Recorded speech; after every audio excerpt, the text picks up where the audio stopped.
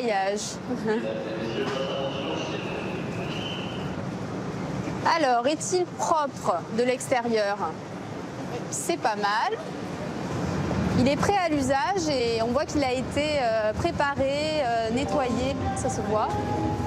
Gare d'Austerlitz, 20 h. C'est pas belle la vie? Estelle et Catherine embarquent à bord du Paris-Briançon, l'une des 2 dernières lignes de train de nuit qui existent encore aujourd'hui en France. Ah, complètement prête, j'ai hâte. Attends, je vais t'aider. Mais ce ne sont pas des passagères comme les autres. Merci beaucoup. Elles travaillent à la SNCF.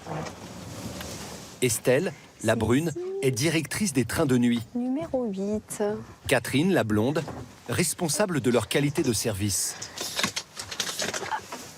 Ah, bah ça fait plaisir de voir nos beaux vieux trains de nuit. Bon, ils sont un peu vintage, mais Bah oui, mais on l'aime comme ça. on l'aime comme ça. De toute façon, il est comme ça. C'est toute notre histoire, en fait. Le train de nuit, c'est notre patrimoine, en quelque sorte. C'est aussi nos souvenirs d'enfance. Ça, cette image-là, et ben, d'autres trains ne l'ont pas forcément. C'est un train de légende, en fait. C'est vrai, c'est vrai. Une légende qui a bien failli disparaître. Car la plupart des trains de nuit en France ont été supprimés ces dernières années, faute de rentabilité. Mais il y a quelques mois, le ministère des Transports a décidé de maintenir et rénover 2 lignes. Paris-Briançon et Paris-Occitanie, divisées en 3 destinations. Il va falloir changer les couchettes, les équipements et les sanitaires d'ici 2023. Cela concerne 70 voitures, coût de l'opération, 30 millions d'euros. 25 personnes travaillent sur la conception du projet à la SNCF, dont Estelle et Catherine. Elles doivent préparer le train de nuit de demain. Je vais m'endormir de suite. Les trains de nuit, c'est aussi une ligne mythique. Paris-Venise et son train flambant neuf de la compagnie italienne Tello. Il vous emmène au cœur de la cité vénitienne, renommée dans le monde entier pour son romantisme, ses monuments éternels, ses canaux et ses gondoles. Samir est le chef de bord. Bonsoir. Sa mission, assurer la sécurité et la ponctualité. Ça peut parfois être très speed, ouais. Surtout sur le départ, c'est très speed. Tous les soirs, il fait face à des situations difficiles, notamment à la frontière franco-italienne. Solange et ses copines font le voyage pour la première fois. Je préfère vous dire tout de suite que je ronfle. Leur rêve, prendre un petit déjeuner sur la célèbre place Saint-Marc. Mais pas sûr que le train arrive à l'heure. C'est trop beau. Waouh. Une autre destination est réputée pour ses trains de nuit. La Thaïlande et sa ligne Bangkok-Chiang Mai. Idéal pour s'immerger dans le pays et découvrir sa végétation luxuriante, ses temples, ses éléphants emblématiques et ses cantines de rue si appétissantes. Stéphane est agent de voyage. Il veut créer le premier train de nuit gourmand du pays, avec apéritif à la gare, pique-nique à bord et brunch à l'arrivée. Un couple d'amoureux s'est inscrit pour l'escapade. Stéphane leur réserve des surprises. C'est des larves de fourmis. En voiture, pour un voyage hors du temps, à bord des trains de nuit. Retour gare d'Austerlitz. Le Paris-Briançon part dans 30 minutes. Il va parcourir 700 km en 12 heures. Bah allez, on va au filtrage. Hein. Allez, allons-y. Avant, Estelle et Catherine se dirigent en tête pour accueillir les passagers. Mais un groupe de chanteurs s'est invité sur le quai. Vive le train, vive le train, vive le train de chair, qui transporte les pèlerins qui vont jusqu'à Perpète. Ce sont les membres d'une association qui milite en faveur du train de nuit. Estelle connaît bien le responsable. Bonjour Nicolas. Je viens de voir ton mail en plus. On a une pétition signée par plus de 100 000 personnes et on a fait des actions dans plusieurs gares dans toute la France. Ils aimeraient 30 lignes supplémentaires d'ici 2030 et des trains beaucoup plus modernes. Des revendications parfois trop ambitieuses pour la SNCF. Par exemple, des douches, voilà, dans nos trains de nuit. Là, on touche à la structure dans le dur et donc ça prend un peu plus de temps. Mais avant d'envisager le train de nuit du futur, il faut déjà entretenir celui existant. L'équipe Intercité de nuit vous souhaite la bienvenue dans notre train 57. C'est la mission de Catherine. Le train vient de partir. Elle commence son contrôle par un endroit sensible. Donc là, je vérifie la propreté du train et en même temps l'équipement. S'il y a du papier, s'il y a de l'eau, s'il y a du savon, s'il y a de l'eau pour les toilettes et si ça a été nettoyé.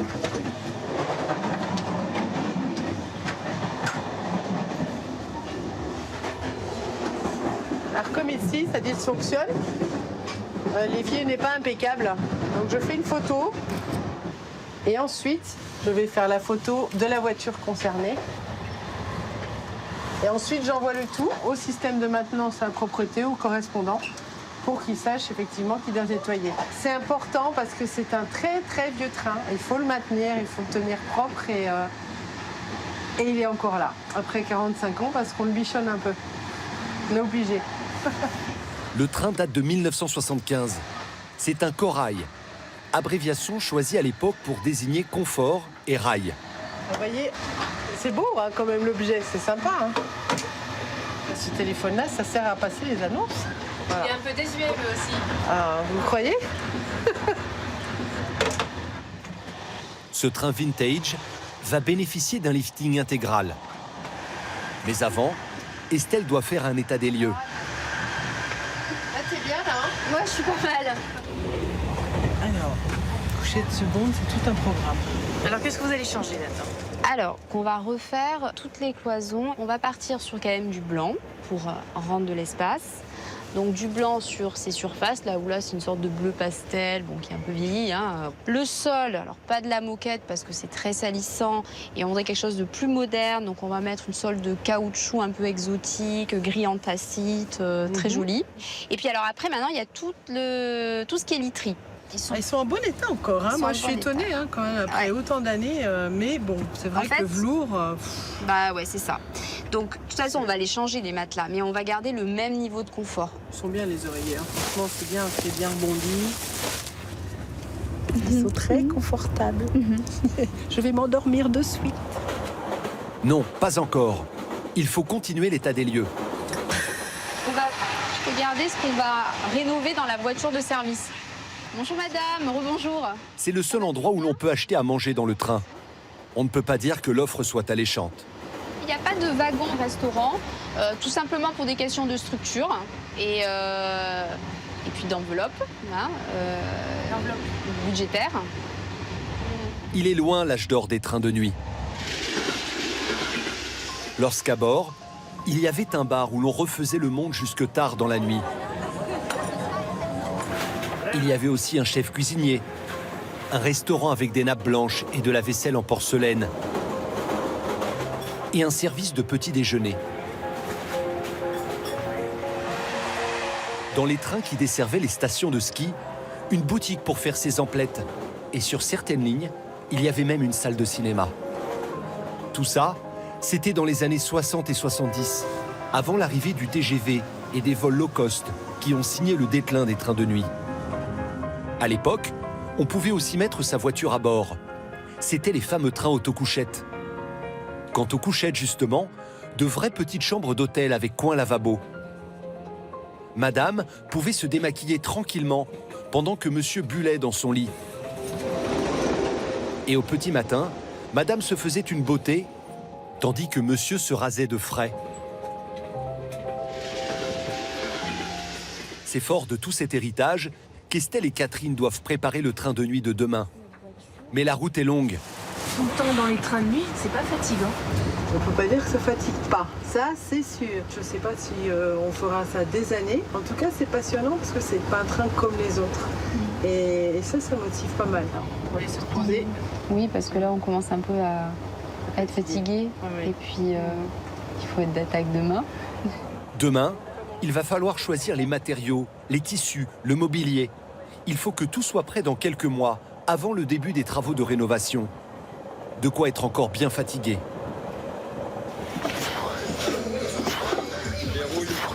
Pour être en forme, certains agents de train de nuit ont trouvé la solution. Une bonne hygiène de vie et des séances de sport. C'est le cas de Samir, chef de train sur la ligne Paris-Venise.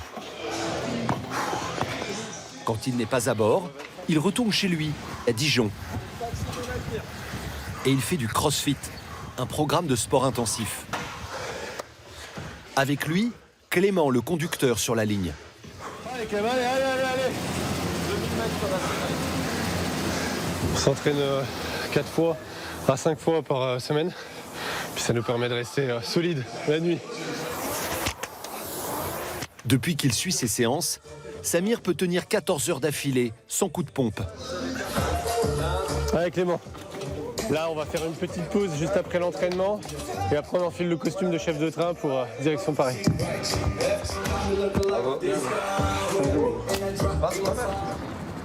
Pour rejoindre la capitale, Samir prend le train en gare de Dijon. Mais avant, changement de costume. Voilà, en mode chef de train.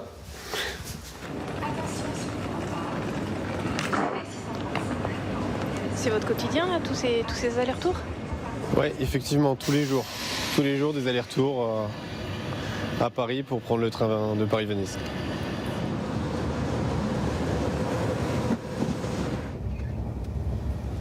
C'est plus confortable un TGV ou un train de nuit? Le train de nuit.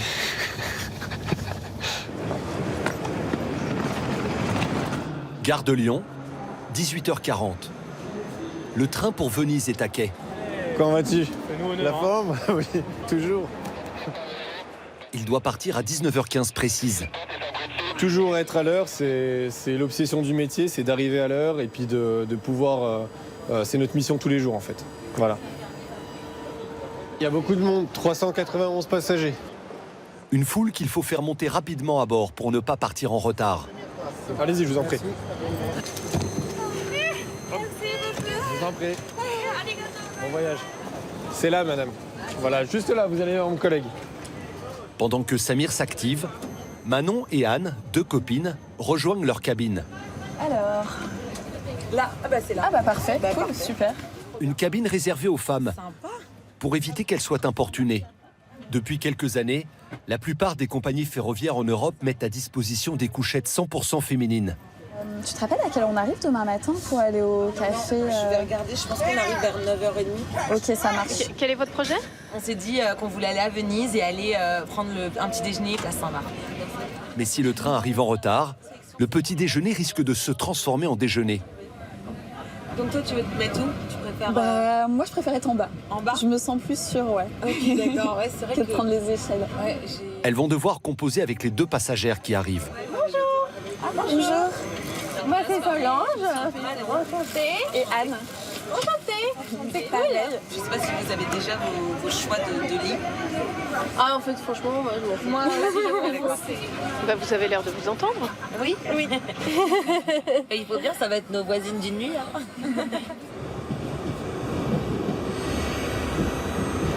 Attention à la fermeture des portes, s'il vous plaît. Merci bien. Un dernier coup de sifflet pour le départ.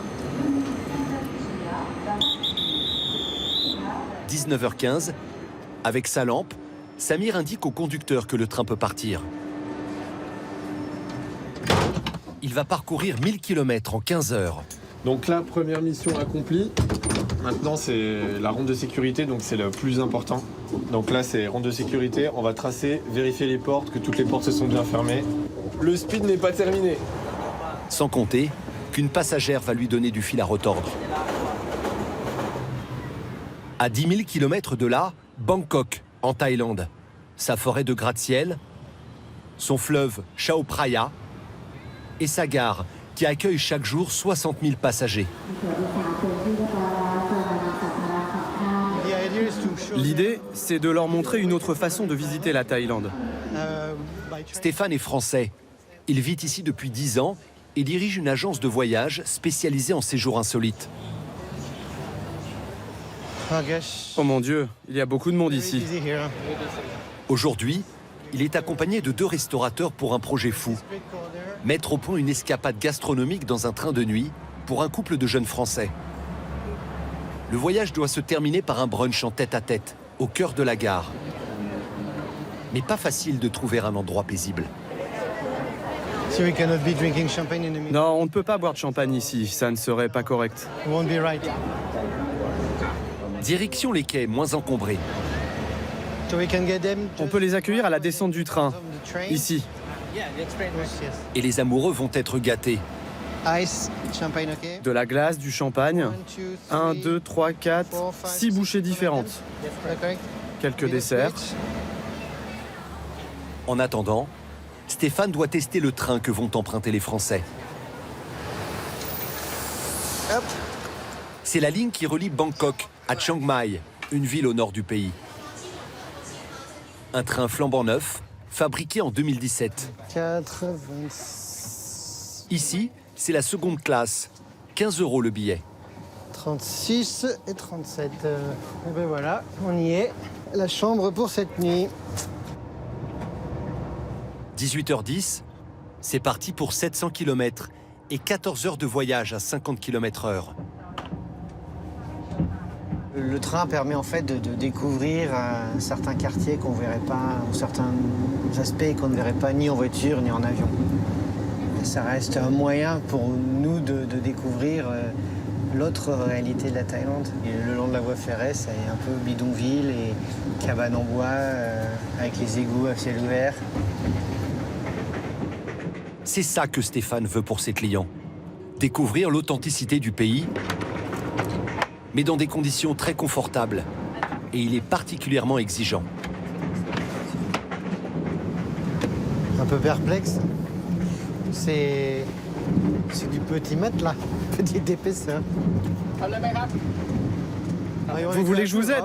Ok. En Thaïlande, c'est le personnel de bord qui installe les couchettes. Il est plus rapide que moi quand même. Les lits sont parallèles au couloir. Seuls des rideaux protègent l'intimité des voyageurs. Pour avoir une cabine, il faut aller en première. Bon, un peu dur, hein? Le matelas un peu dur, l'oreiller bien trop mou. Bon, il y a une petite lumière quand même, avec une petite prise pour les téléphones. Bon, c'est un peu spartiate, hein? Hop. Donc, on va tester. Voilà. Il fait un peu froid en plus. La clim est à fond. Il doit faire 20 degrés alors qu'il fait 40 dehors.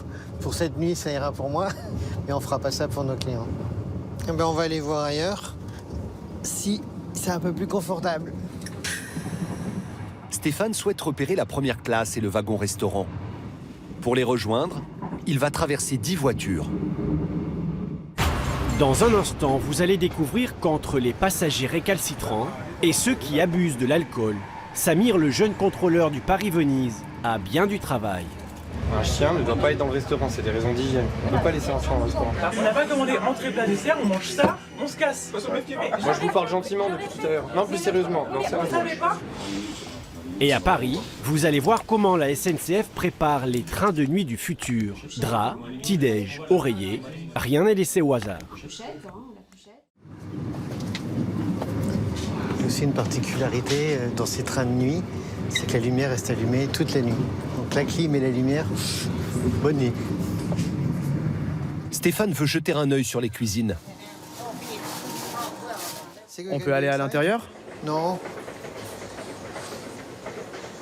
On peut pas voir les cuisines, mais bon, on va essayer de par là. Ouais.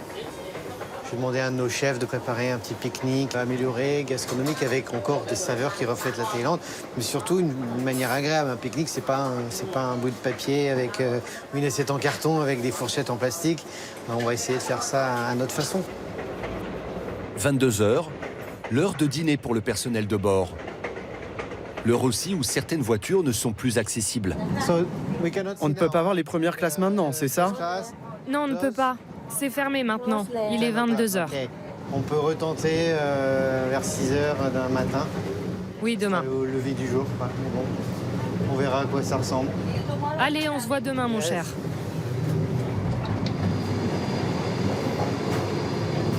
Pas sûr que les premières classes soient à la hauteur des exigences de Stéphane.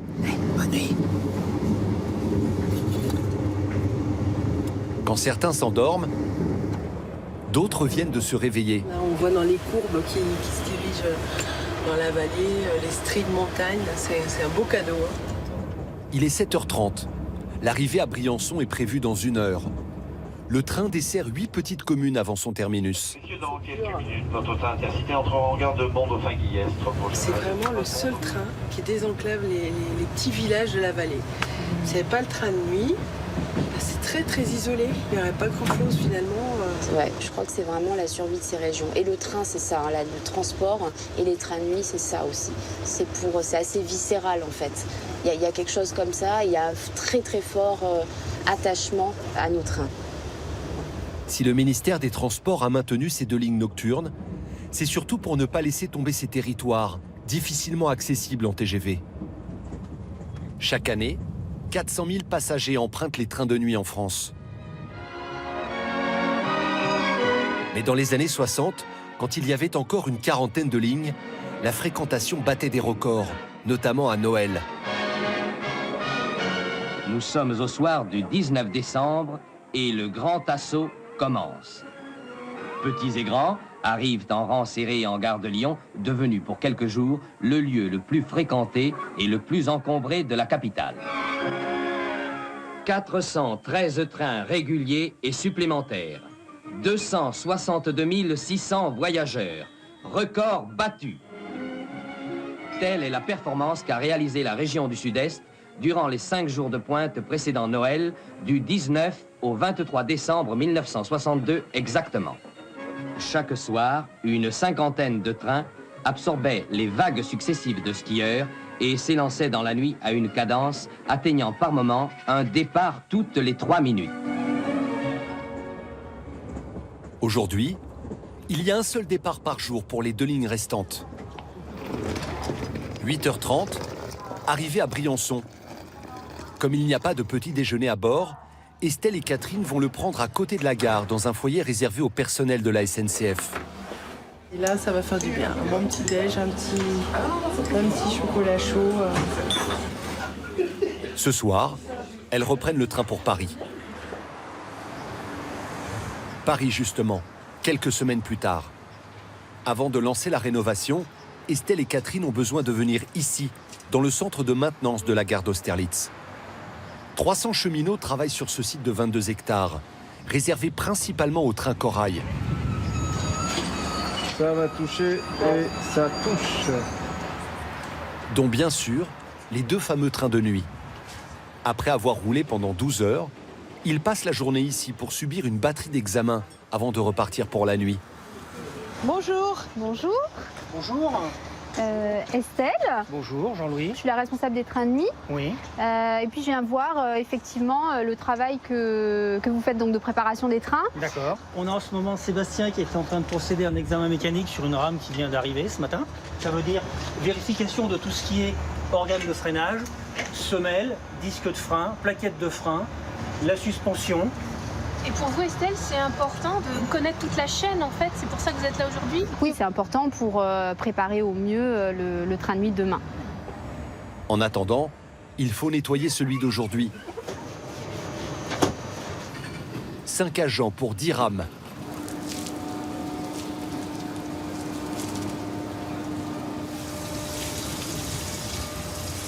Ça fait plaisir de le voir se faire bichonner là, quand même. Ce centre de maintenance existe depuis 1927. Certains gestes du personnel n'ont pas changé. Comme ici, en 1963.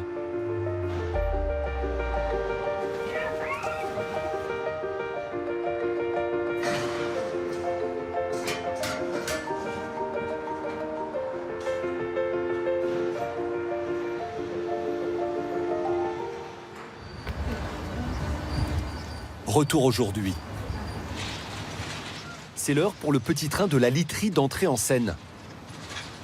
10 000 couettes et oreillers sont utilisés chaque année. Hop là. Hop. Fin de la journée, le train est prêt pour partir ce soir à Briançon. Dans quelques semaines, Estelle va rencontrer les ingénieurs de la SNCF qui dessinent le train de nuit du futur. Ce bon vieux Corail va être méconnaissable. Le train de nuit pour Venise, lui, est récent. Il a été mis en service en 2011 par la compagnie italienne Tello. qui a repris la ligne exploitée auparavant par la SNCF. Merci beaucoup, Christophe. Il est 19h20. Le train est parti depuis 5 minutes. Samir commence sa ronde de sécurité et vérifie la fermeture des portes. 40 en tout. Mais le responsable du wagon-restaurant l'appelle en urgence. Une passagère pose problème.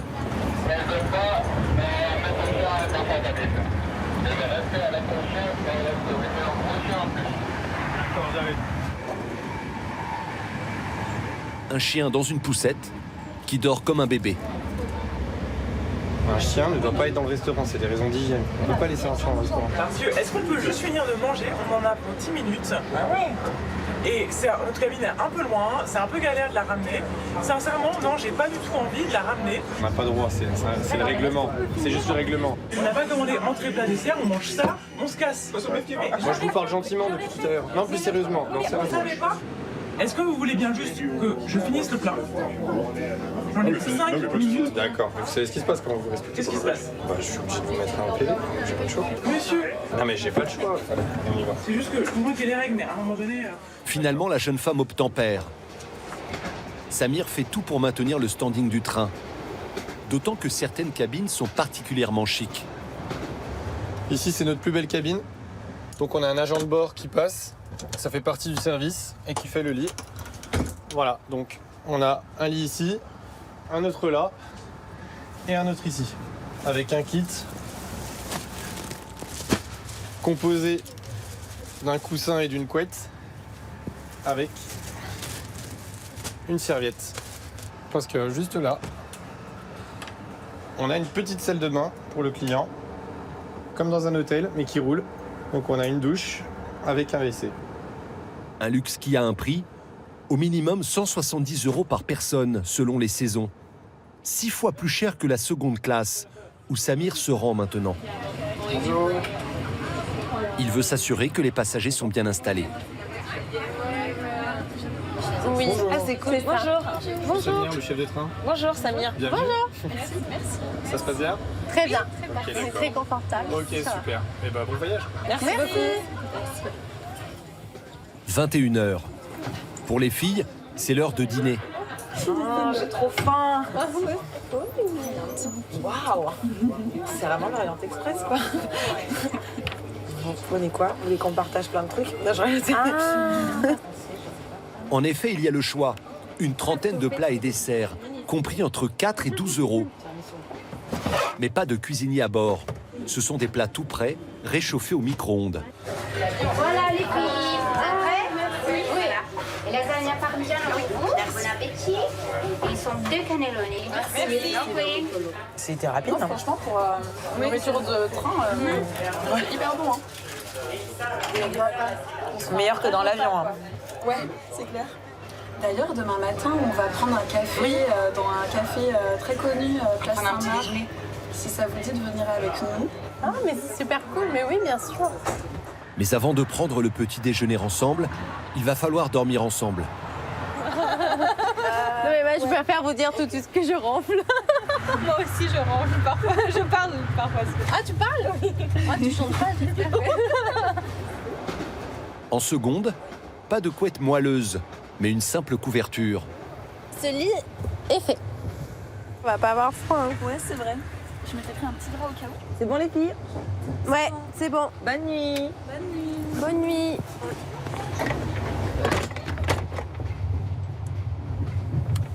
Et demain, on se réveille à Venise.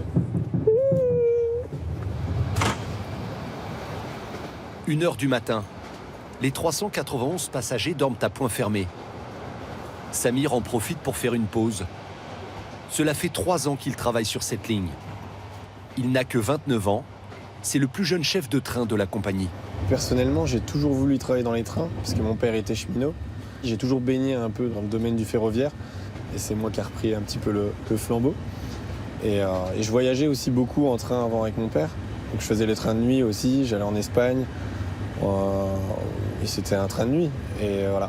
Et le destin a fait que je suis dans un train de nuit, et c'est moi le chef de train. Voilà. Comme à son habitude, Samir termine sa pause en vérifiant l'horaire d'arrivée.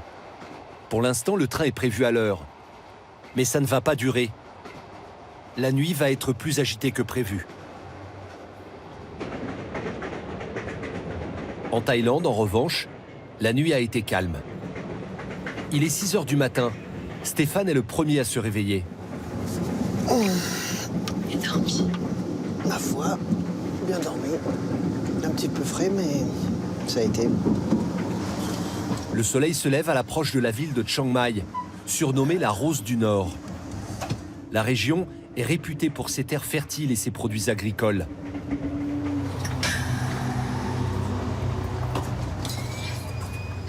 À peine arrivé, Stéphane va observer la première classe. Ouais. Donc c'est un petit peu mieux. Ils ont un petit peu plus d'espace, c'est privatif. Chacun son petit lavabo. Bon, c'est un peu mieux. Ils ont une télé. Bon. Recharge USB. On va arriver à faire quelque chose avec ça. Mais Stéphane va faire mieux que ça. Il réserve au couple de belles surprises.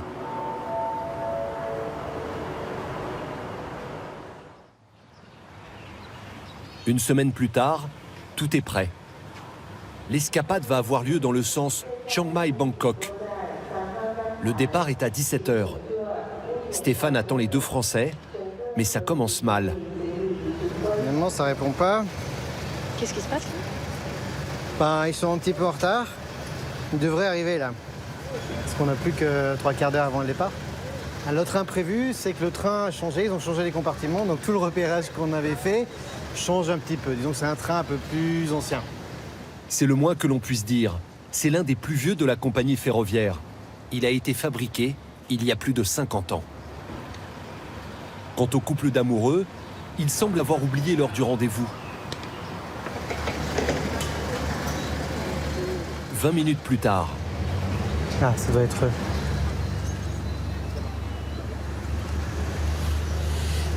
Bonjour. Stéphane. Thomas, enchanté, bienvenue. Bonjour. Gwendoline, bonjour. Enchantée. Gwendoline et Thomas. Ils viennent de la région parisienne et sont en vacances en Asie depuis 1 mois. Vous me suivez, maintenant vous êtes entre nos mains. Ces deux amoureux se sont inscrits pour l'escapade, mais ils ne connaissent rien du programme.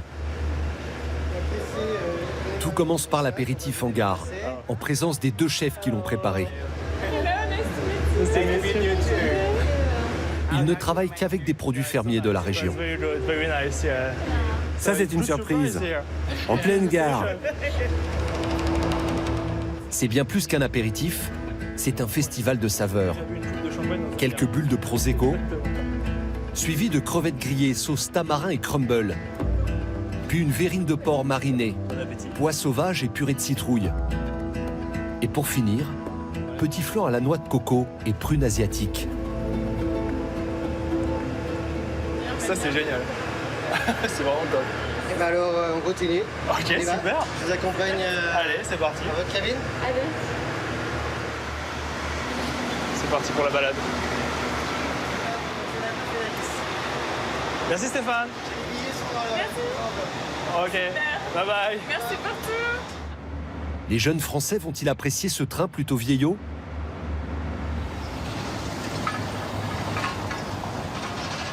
Côté SNCF, c'est au contraire de modernité dont on va parler aujourd'hui. Estelle est ce matin dans le Technicentre de Périgueux. Ici, depuis plusieurs mois, une équipe d'ingénieurs crée le futur train de nuit en 3D. Bon, bonjour à tous. Donc l'objectif de la réunion... Ensemble, ils doivent faire le point. Donc voilà, la couchette seconde. On reste sur des cloisons lumineuses de blanc, un stratifié bois pour avoir une teinte chaude, et puis un contraste de 2 couleurs, bleu-jaune. Mais l'esthétisme ne suffit pas. Il faut aussi penser sécurité. Ce que tu nous proposes, c'est des matériaux qui sont validés normes feu fumée existantes. Tous ces matériaux proposés là, sur la table sont donc résistent au feu. Donc ça veut dire que les couchettes ne vont pas s'inflammer. C'est ça. C'est ça. Et ils ne vont pas faire de fumée non plus. Il n'y a pas uniquement l'inflammation, mais il y a aussi les fumées qui émanent et qui ne doivent pas être trop toxiques pour les clients. Et en plus, nous, dans notre projet, l'exigence qu'on a supplémentaire, c'est qu'on est en train de nuit. Et du coup, les voyageurs doivent être encore plus protégés parce qu'ils dorment. Il y aura aussi un local à vélo, des cabines privatisables pour les familles et partout, des prises électriques. couchette. Côté sanitaire, toujours pas de douche, mais des toilettes design.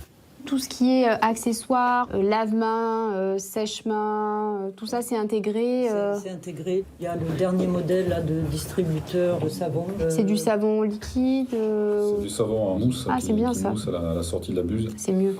C'est mieux, mais la survie des trains de nuit en France n'est pas assurée pour autant.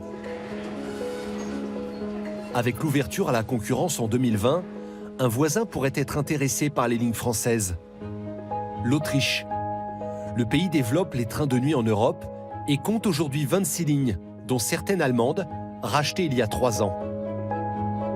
Pour attirer la clientèle, les chemins de fer autrichiens ont de solides arguments. Voici leur nouvelle cabine prévue pour 2021. On dirait des business class de compagnies aériennes. Les trains de nuit en France vont-ils rouler un jour sous pavillon autrichien? L'avenir le dira. En attendant, Estelle et ses équipes doivent tout faire pour rendre le train de nuit français attrayant. Et s'il y a un service que tous les voyageurs réclament, c'est le Wi-Fi à bord. Donc là, on monte sur la toiture de la voiture. D'accord. Cet après-midi, dans les ateliers de Périgueux, on équipe le Corail qui roule de jour entre Limoges et Paris. Estelle veut voir cette opération, car dans quelques mois, elle aura lieu sur les trains de nuit. Donc là, on est sur les 4 antennes extérieures, mais comment le signal arrive jusqu'à l'intérieur de la voiture au niveau de nos couchettes pour les clients? Donc à l'intérieur, il y a un routeur, donc c'est ce qui capte la Wi-Fi de l'extérieur jusqu'aux antennes intérieures de la voiture. Une opération coûteuse, 40 000 € par voiture. Et il y a 70 voitures à équiper. Donc là, il y a l'antenne, c'est ça, au-dessus? Là, voilà, l'antenne va arriver par là, avec la descente de tout le câblage. Ah oui, mais là, c'est impressionnant. Complexe aussi. Pour installer le Wi-Fi dans une voiture, il faut compter 5 à 6 jours. Mais en matière d'ingénierie ferroviaire, le savoir-faire tricolore est réputé depuis toujours. En 1936, la France a même mis au point un train-ferry reliant Paris à Londres en une nuit. Pour traverser la Manche, les rames embarquaient à Dunkerque sur un bateau spécial.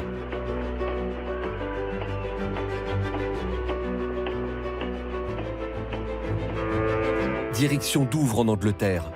C'est l'ancêtre de l'Eurostar en quelque sorte. Il a été supprimé en 1980, quelques années avant le lancement du tunnel sous la Manche. Retour à Périgueux. Avant de partir, Estelle aimerait connaître des sensations fortes. Je voudrais vraiment voir l'effet que ça fait. On pourrait passer dessous. Oui, bien sûr, pas de problème. D'accord. On va aller voir dessous. D'accord. Voilà, on rénove également. Ah ouais. Voilà. C'est assez impressionnant. C'est impressionnant. Avec les motoventilateurs. Ça, c'est... Voilà, c'est pour la climatisation. Ça, c'est le système de freinage. Et alors? Le système de frein est là, est commandé ici. Voilà. Là, il faut s'imaginer qu'on a 50 tonnes au-dessus de la tête, pas loin. C'est ça. Voilà. Les travaux de rénovation vont commencer dans quelques mois, car il faut plus d'1 an pour rénover 70 voitures. Mais avant, Estelle va avoir une urgence à régler. 2h40 du matin sur le Paris-Venise. Samir aussi a une urgence à régler. Des passagers se sont alcoolisés dans le wagon-restaurant. Samir veut les faire descendre du train.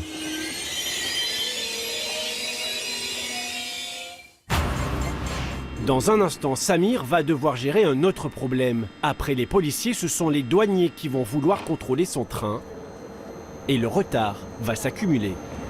Ça peut prendre quelques minutes, comme 1h30. C'est eux qui vont déterminer la durée où on va rester à quai. Et en Thaïlande, Gwendoline et Thomas vont découvrir un train d'une autre époque. Oh! Mais au charme certain. On va pas être mal. On va pas être mal du tout. Regarde les petites fleurs. Non, c'est super. Samir profite de l'arrêt en gare de Modane à la frontière italienne pour en parler aux policiers. Ils effectuent régulièrement des contrôles d'identité à bord, notamment pour lutter contre l'immigration clandestine. Ils ont renversé de l'alcool partout, ils ont eu des propos un peu injurieux, et puis après c'est parti un peu en live. Moi, tout ce que je veux, c'est qu'ils soient plus dans le train. Voilà, c'est la seule chose. Les policiers vont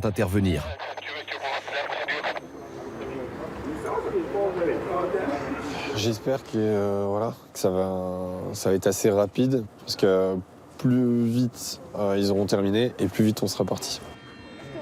2h55, le train doit repartir dans 5 minutes. Mais pas de chance. Les douaniers débarquent. Eux aussi effectuent régulièrement des contrôles à bord, notamment pour lutter contre le trafic de stupéfiants. Ça peut prendre quelques minutes, comme 1h30. C'est eux qui vont déterminer la durée où on va rester à quai.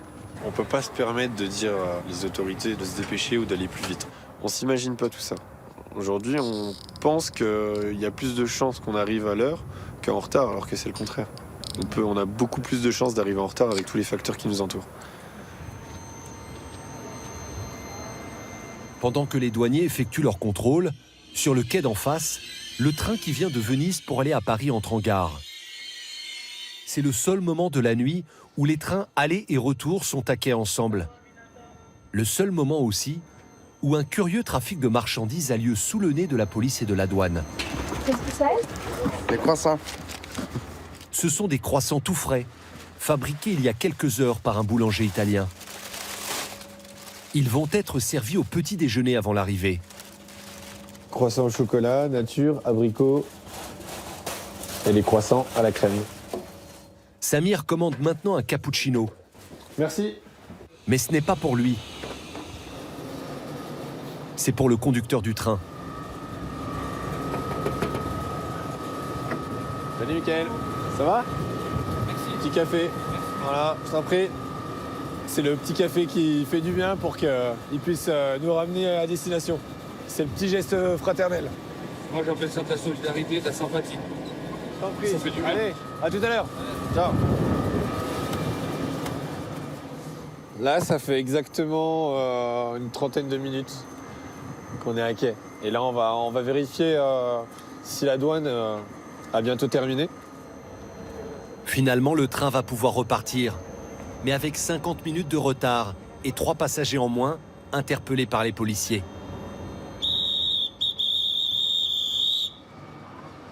Ce premier coup de sifflet me fait toujours penser à quand j'ai commencé.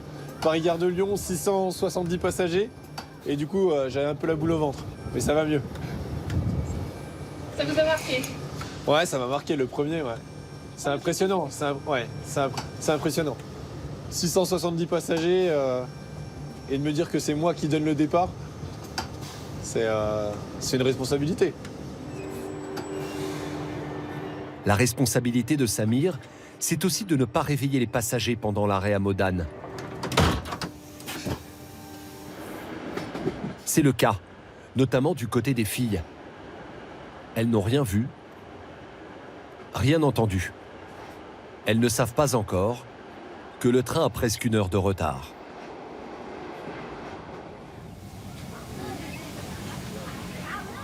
À Chiang Mai, le train de Gwendoline et Thomas est à l'heure, lui. Il part dans 10 minutes. Les 2 Français découvrent leur cabine.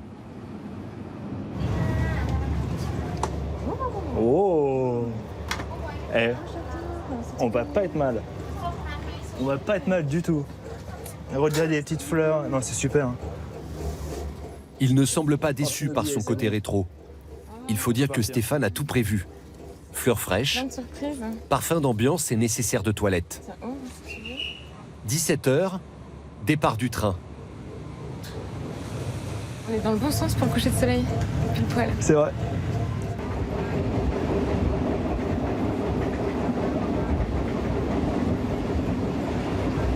« 21h, l'heure d'attaquer le pique-nique 100% bio, concocté par un chef de Stéphane. Hey. Feuilleté de saucisses épicées. Ah, sympa, ouais. Sandwich au bœuf dans une feuille de bananier et petit messelin de porc laqué. C'est délicieux ça. Ouais, ça fait très pique-nique de chez nous, mais à la sauce taillée. Ambiance sortie à la campagne. Il y a vraiment bien qu'un moment, clairement. Non, on est bien, on savoure pour l'instant. On savoure le voyage. C'est le cas de dire. Vous avez déjà voyagé en train de nuit? Moi, pour aller en Italie, j'avais fait ça quand j'étais enfant avec les parents. Et on n'avait pas trop dormi la nuit avec mon frère. On regardait, on longeait le lac Léman. Et du coup, on regardait le paysage la nuit. C'était vraiment super. Bon souvenir. souvent de la nostalgie sur les trains de nuit. Ouais, c'est vrai. C'est vrai. Et c'est vrai que ça a un côté très enfant. Parce qu'on le faisait plus petit, moi, depuis. À part le Vietnam, moi, j'ai jamais repris le train de nuit depuis des années.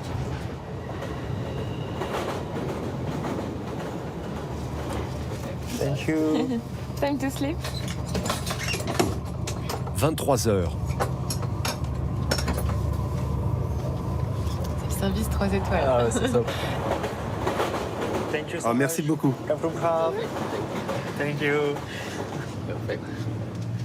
C'est chacun son lit. Ou c'est- C'est chacun son lit. C'est chacun son lit. C'est chacun son lit. T'es sûr? Ok. Ah. Bonne nuit. Bonne nuit. Bisous à demain. Bisous. Mais la nuit va être courte. Ils doivent descendre du train à 4h30 du matin pour poursuivre leurs ACAP dans un lieu tenu secret par Stéphane. Alors à 4h, c'est l'heure du réveil pour les amoureux, décidément inséparables. Ah oui, vous avez dormi tous les deux? Bah ouais, finalement, il y avait de la place pour deux. C'est pas trop étroit? Ça va. Ça va pas être... Non, mais c'était très bien. C'était parfait. Pour ces quelques heures de sommeil. Bien dormi? Ouais, très bien. Très bien. On est bercé par le train. Et au réveil, un rituel qui traverse toutes les époques. Madame se fait une beauté.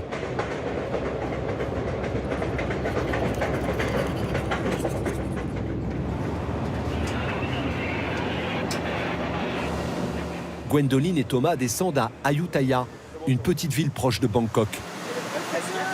Bonjour. Enchanté. Cindy, une collaboratrice de Stéphane, les prend en charge. Du coup, on vous suit? Oui. Ah, super. Très bien, merci. Ils se rendent dans une villa isolée dans la campagne, située entre Ayutthaya et Bangkok. Une fois n'est pas coutume, ce n'est pas en train qu'ils vont s'y rendre, mais en voiture avec chauffeur. 1 heure de route.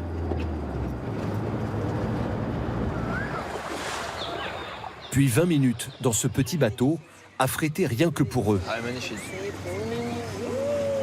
Sawadika. Les voici à destination. La villa est située à l'abri des regards. Oh, c'est incroyable. 100 mètres carrés dans un pur style thaïlandais.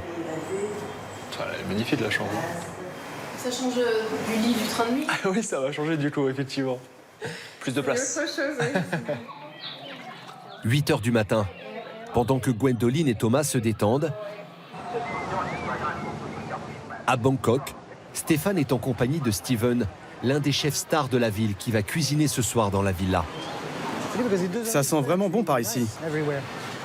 Et ils ont décidé de faire une petite surprise au couple de Français. C'est des larves de fourmis. C'est un petit peu croquant.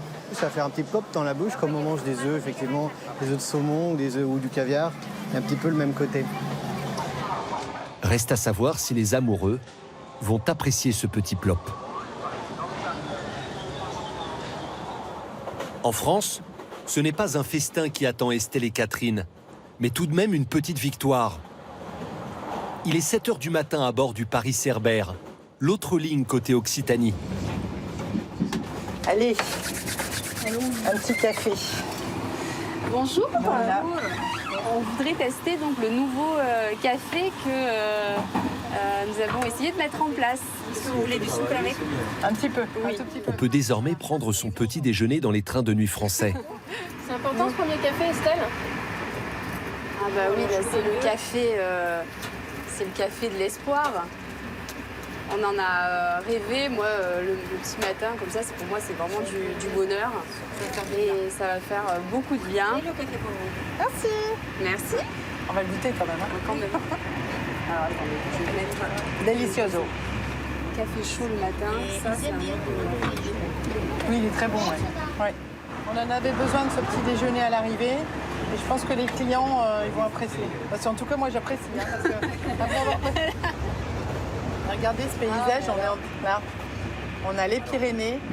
C'est quand même agréable de boire le café avec un paysage comme ça. C'est ça, les trains de nuit. Voilà. Un art de voyager, un mode de transport écologique aussi.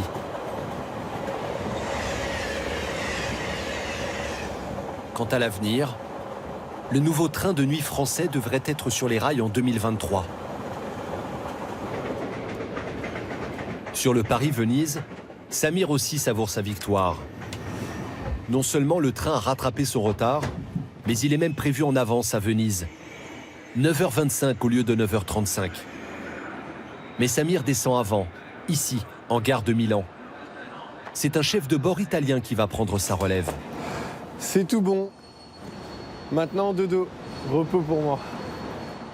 Et pour cela, Samir se rend dans un hôtel à quelques pas de la gare. Une fois encore, il change de costume. Allez hop, au dodo. Pendant que Samir tombe dans les bras de Morphée, le train arrive à Venise. Solange et ses copines vont pouvoir savourer leur petit déjeuner. Ouais, c'est trop bien. Je vais vous guider avec ma petite application de voyage. Oh là là, c'est trop beau. Waouh. Oh, c'est magnifique. Et là, on est direct en plein centre-ville. Ouais, c'est ça qui est génial. Hein. Ouais, c'est beau. Franchement, là, c'est vraiment trop bien. On a les pieds dans l'eau. La place Saint-Marc est à 30 minutes de marche. Le temps de découvrir les joyaux de la ville en se frayant un chemin parmi la foule. 30 millions de touristes viennent à Venise chaque année. Ouais, je crois que c'est là à droite, toi. Oh, c'est trop bien. Non, mais c'est magnifique. Et voici enfin place Saint-Marc. C'est magnifique. À 17h hier, j'étais à Place de la République et aujourd'hui Place Saint-Marc. C'est trop chouette. Bah moi, hier, j'étais Place d'Étoile et maintenant c'est ici, voilà, Place Saint-Marc. C'est génial. Ouais, c'est vrai. Ouais, c'est cool ça, c'est pour ça voyager en train, c'est bien. Hein ouais. En quelques heures. Bon, on va au café du coup? Ouais, on y va. Super. Le café Florian, le plus célèbre des cafés vénitiens, le plus ancien aussi. Il a ouvert en 1720. Ses intérieurs sont somptueux. Et sa terrasse a le nez sur la basilique Saint-Marc et son campanile, qui se dresse à 98 mètres de haut. C'est trop beau. Voilà. Oui, merci. Ah, et à l'ancienne, le bon chocolat épais et tout, ouais. C'est tellement mignon que j'ai pas envie de manger. Wow. Notre premier petit déjeuner à Venise. Ouais. Cheers. Depuis l'incendie de Notre-Dame de Paris, Anna Rita, la responsable, vient toujours saluer ses clients français. Pourtant, on est à Paris, mais général et tout. Bonjour. Bonjour. On est honorés de vous avoir ici. On est de Paris, de la France. Oui, c'est ça. On est dolorés. On se sent très près, tous les Français, pour ce qui s'est arrivé à Notre-Dame. On a décidé d'avoir ça comme soutien dans ce moment difficile pour l'incendie de Notre-Dame. Je pleurais le matin parce que c'était comme ma maison, vous savez, quelque chose. C'était l'histoire de la France, de l'Europe, les radici, la storia. Excusez, les racines. Dans quelques semaines, Anna Rita va prendre le train de nuit pour Paris. Elle veut aller au Louvre et se recueillir devant Notre-Dame. C'est ça la force du Paris-Venise. Relier deux villes au patrimoine inestimable. En Thaïlande, c'est le patrimoine gastronomique du pays que Gwendoline et Thomas continuent d'explorer. Il est 21h et les deux Français s'apprêtent à vivre une drôle d'expérience. Le poisson a un goût génial. Vous avez encore faim après tout ce que vous avez mangé depuis 2 jours? On a toujours faim pour les bonnes choses. C'est un voyage gourmand, on adore ça, c'est vraiment super, on est vraiment contents. C'est les étapes de notre voyage en train, les étapes culinaires à chaque fois. Le train s'arrête pour nous faire savourer plein de bonnes choses. Parfait, on adore. En cuisine, Steven, le chef, prépare le plat avec les larves de fourmis. Salut. Alors c'est une petite surprise. Je vous conseille de ne pas regarder de trop près. Vous mettez ça dans la bouche, et voilà. Thank you so I much. trust you. C'est intriguant. Ah, très lourd. Donc on y va, on se pose pas de questions. On y fait Bon, il a dit de pas regarder trop près. Donc on y va. Je ferme les yeux.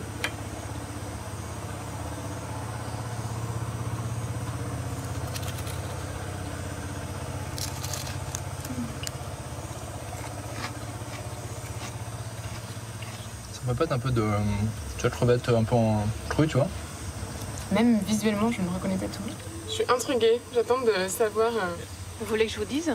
C'est des larves de fourmis. Non. Incroyable. Moi j'ai fini. Hein. Ça en voulait pas? Moi j'ai fini. La bête. Est-ce que t'as assez mâché? Mais j'espère. Ça ne leur coupe pas l'appétit pour autant. Le festival de saveurs va se poursuivre jusqu'au bout de la nuit.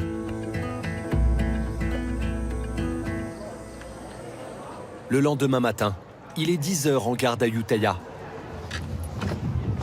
Stéphane a rejoint Gwendoline et Thomas pour prendre le train jusqu'à Bangkok. Après les trains de nuit, un petit peu de train de jour, voilà. C'est l'occasion de voir effectivement le paysage. De nuit, on voit pas grand-chose, sauf au départ de Chiang Mai. Et donc là, on va arriver, l'arrivée dans Bangkok. Vous allez voir, c'est assez haut en couleur. Assez ponctuel quand même. Ils sont efficaces. Donc voiture 3. C'est un train régional, très fréquenté par les Thaïlandais. Un peu l'équivalent d'un TER en France. Le voyage va durer 2 heures.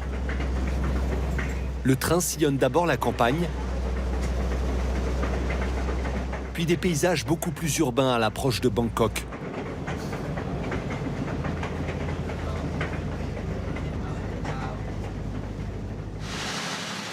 À l'arrivée, une dernière surprise attend les amoureux. On va s'avancer un petit peu par là. Donc voilà un petit pot d'adieu. Un petit peu de champagne et puis quelques amuse-bouches. On est gâtés même à l'arrivée. Incroyable. C'est un délicieux. Pour Stéphane, ce périple en train de nuit est une réussite. Il va le proposer à d'autres clients, 650 € par personne. C'est beau voyage.